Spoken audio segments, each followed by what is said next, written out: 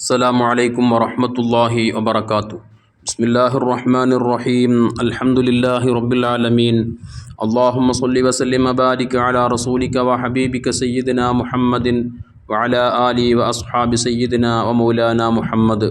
വിശുദ്ധ റമളാൻ ഷരീഫിലെ ഏറ്റവും പവിത്രമായ രാവാകുന്ന ലൈലത്തുൽ ഖദർ, ആ ലൈലത്തുൽ ഖദർ സംഭവിക്കുമ്പോൾ ഉണ്ടാകുന്ന, അതുപോലെ സംഭവിച്ചതിന് കഴിഞ്ഞ ശേഷം പിറ്റത്തെ പുലർച്ചയിലുണ്ടാകുന്ന അടയാളങ്ങളെ സംബന്ധിച്ചൊക്കെ ഹബീബായ മുത്തുനബി സ്വല്ലല്ലാഹു അലൈഹി വസല്ലമ തങ്ങൾ നമുക്ക് മുൻകൂട്ടി പറഞ്ഞു തന്നിട്ടുണ്ട്.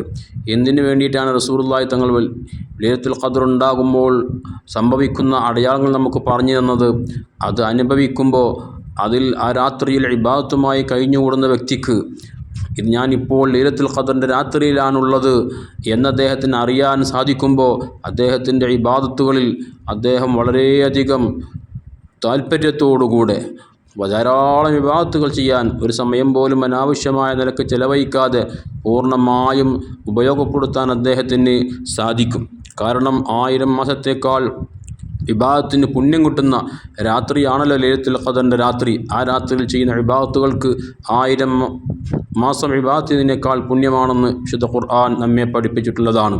അതുപോലെ തന്നെ നേരം പുലരുമ്പോൾ അദ്ദേഹം ഈ അടയാളങ്ങളൊക്കെ കാണുമ്പോൾ അൽഹംദുലില്ലാഹ്, എനിക്ക് കഴിഞ്ഞ രാത്രി ലൈലത്തുൽ ഖദർ അനുഭവിക്കാൻ, ആ ലൈലത്തുൽ ഖദറിൻ്റെ രാത്രി ഇബാദത്തുകൾ ചെയ്യാൻ എനിക്ക് സാധ്യമായല്ലോ, അല്ലാഹു തആല എനിക്ക് തൗഫീഖ് നൽകിയല്ലോ എന്ന നിലക്കുള്ള സന്തോഷം അദ്ദേഹത്തിൻ്റെ മനസ്സിലുണ്ടായിത്തീരാൻ, അതോടൊപ്പം ആ രാത്രി വന്നിട്ടും വേണ്ട രൂപത്തിൽ ഉപയോഗിക്കാതെ സമയങ്ങൾ നഷ്ടപ്പെടുത്തിയവന് അത് വല്ലാത്ത ഖേദമായി തീരാനൊക്കെ വേണ്ടി അതിൽ നിന്നും അദ്ദേഹം പാഠം ഉൾക്കൊണ്ട് ശേഷിക്കുന്ന ആയുസ്സിലെങ്കിലും വിശുദ്ധ റമളാൻ ഷരീഫിൽ പുണ്യമാക്കപ്പെട്ട ലൈലത്തുൽ ഖദറിൻ്റെ രാത്രിയിലൊക്കെ ഇബാദത്തുകൾ ചെയ്യാൻ അദ്ദേഹത്തിനും മനസ്സുണ്ടാവാനൊക്കെ വേണ്ടിയിട്ടാണ് ഹബീബ് സ്വല്ലല്ലാഹു അലൈഹി വസല്ലമ തങ്ങൾ ലൈലത്തുൽ ഖദറിൻ്റെ രാത്രിയിലുണ്ടാകുന്ന അടയാളങ്ങളെ സംബന്ധിച്ച് നമുക്ക് പഠിപ്പിച്ചു തന്നത് എന്ന് മഹാന്മാരാകുന്ന പണ്ഡിത മഹത്തുക്കൾ രേഖപ്പെടുത്തി വെക്കുന്നുണ്ട്. എന്താണ് ലൈലത്തുൽ ഖദറിൻ്റെ രാത്രിയിൽ സംഭവിക്കുന്ന അടയാളങ്ങൾ? ഹബീബായ മുത്തുനബി സ്വല്ലല്ലാഹു അലൈഹി വസല്ലമ തങ്ങൾ പറഞ്ഞതായി ബഹുമാനപ്പെട്ട ഉബാദത്ത് ബിൻ സ്വാമിത്ത് റളിയല്ലാഹു തആല അൻഹു പറയുന്നുണ്ട്. ഇന്ന ഇമാറത്ത് ലൈലത്തുൽ ഖദരി അന്നഹാ ലൈലത്തുൻ സ്വാഫിയത്തുൻ മൽജത്തുൻ. അന്നത്തെ രാത്രി വളരെയധികം തിളക്കമുള്ളതായിരിക്കും, വളരെ ശാന്തതയുള്ള ഒരു അന്തരീക്ഷമായിരിക്കും ഉണ്ടാവുക. അന്നത്തെ ചന്ദ്രന് വല്ലാത്ത തിളക്കമായിരിക്കും, ചുറ്റുമുള്ള നക്ഷത്രങ്ങൾക്ക് അതിനേക്കാൾ തിളക്കമായിരിക്കും. അത് അന്നത്തെ രാത്രിയിൽ ശക്തമായ ചൂടോ ശക്തമായ തണുപ്പോ ഇല്ലാത്ത അതിനിടയിലുള്ള ഒരു കാലാവസ്ഥയായിരിക്കും അന്ന് അനുഭവിക്കാൻ നിങ്ങൾക്ക് സാധിക്കുക. നേരം പുലരുമ്പോഴോ അന്നത്തെ സൂര്യന് അതിൻ്റെ കിരണങ്ങൾക്ക് ശക്തി കുറവായിരിക്കും. അതിലേക്ക് നോക്കുമ്പോൾ കണ്ണിന് അതുകൊണ്ട് യാതൊരു പ്രയാസവും നിങ്ങൾക്ക് നേരിടേണ്ടി വരികയില്ല.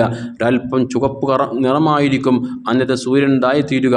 ഇങ്ങനെ തുടങ്ങിയിട്ടുള്ള അടയാളങ്ങളൊക്കെ ഹബീബ് സ്വല്ലല്ലാഹു അലൈഹി വസല്ലമ തങ്ങൾ നമുക്ക് മുൻകൂട്ടി പറഞ്ഞു തന്നിട്ടുണ്ട്. 25-ാമത്തെ രാവിലാണ് നാം ഉള്ളത്. മഹാനായ ഇമാം ഗസ്സാലി റളിയല്ലാഹു തആല അൻഹു അടക്കമുള്ള പണ്ഡിത മഹത്തുക്കൾ രേഖപ്പെടുത്തിയത് അഭിപ്രായപ്പെട്ടതനുസരിച്ച് 25-ാമത്തെ രാവിനാണ് ലൈലത്തുൽ ഖദർ സംഭവിക്കുക. അല്ലാഹു സുബ്ഹാനഹു വ തആല മഹത്തായ ലൈലത്തുൽ ഖദറിനെ അനുഭവിക്കാൻ, അതിൽ ഇബാദത്തുകൾ ചെയ്യാൻ റബ്ബ് നമുക്കൊക്കെ തൗഫീഖ് നൽകട്ടെ. ആമീൻ. അസ്സലാമു അലൈക്കും വറഹ്മത്തുള്ളാഹി വബറകാതുഹു.